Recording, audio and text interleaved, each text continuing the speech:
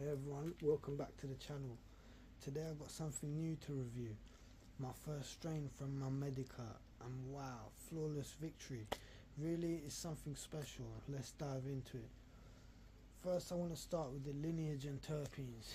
This strain comes from a powerhouse genetic background. Ice cream cake crossed with a Black Cherry Cheesecake, and if you know me by now, you know I love a unique terpene profile, and this one really delivers. The aroma is layered, fruity and slightly gassy.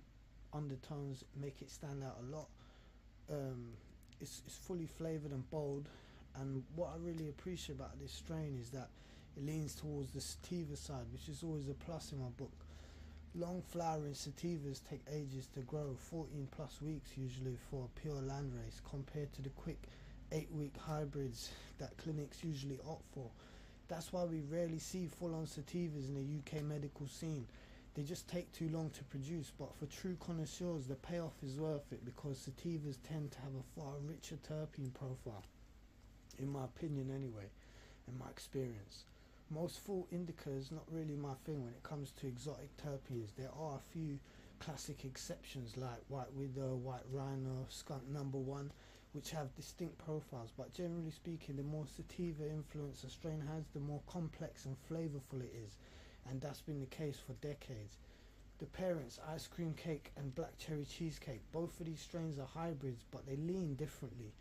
Ice Cream Cake is an indica dominant cross of Gelato 33 and crossed with Wedding Cake, known for its creamy vanilla and slightly nutty profile. But now Black Cherry Cheesecake, on the other hand, is also an indica leaning hybrid, but it has those sweet berry and cheesy notes that add a lot of depth. So they lean differently, and the phenotypes have a lot to play with that. Given the flavour explosion of Flawless Victory, I had to dig deeper to see if there was more sativa influence than expected, being that it says they're indica leaning hybrids. If these phenos lean more towards their sativa side, then that explains the delicious taste, and from my experience it definitely does. Strength and value. Now onto the high.